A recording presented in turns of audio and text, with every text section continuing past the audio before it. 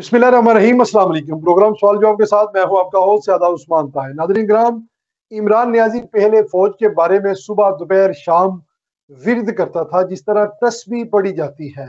हर वक्त इसके मुंह से फौज की तारीफ निकलती थी। ये जरा वीडियो देखिए, क्या फरमाते थे पहले, फिर उसके बाद बात करते हैं। हमें फख्र करना चाहिए अपनी फौज को कि इतना बड़ा जो दहशतगर्दी की जंग चली, आज हम महफूज हैं। उनकी कुर्बानियों की वजह से हम महफूज हैं।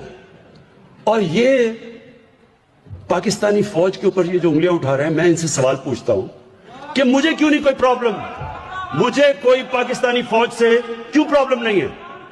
पहले इस मुनाफिक नियाजी का कहना था कि फौज ने दहशतगर्दी के खिलाफ जंग लड़ी है, ये खुद मान रहा है। इनका कहना था कि दहशतगर्दी के खिलाफ जंग फौज ने अफ्रीका या यूरोप में जाकर नहीं लड़ी, अपनी दलीस पर लड़ी है। ये वही फौज है जो पहले भी बीएलए और ख्वारिज के खिलाफ लड़ रही थी। हुकूमत में था तो कहता था कि फौज ठीक जंग लड़ रही है। उसके बाद इस खाली दिमाग शख्स ने जब तालिबान को लाकर इस मुल्क के अंदर बसाया, फिर दहशतगर्दी के खिलाफ लड़ी जाने वाली जंग से इसे तकलीफ होने लगी पड़ी। फिर जब इसे हुकूमत से उठाकर बाहर मारा गया तो फिर उस वक्त मजीद इसको तकलीफ होने लग पड़ी। ये इन दहशतगर्दों से बड़ा दहशतगर्द है क्योंकि इसने इन दहशतगर्दों को सहूलत फराम की और पाकिस्तान में लाकर बसाया।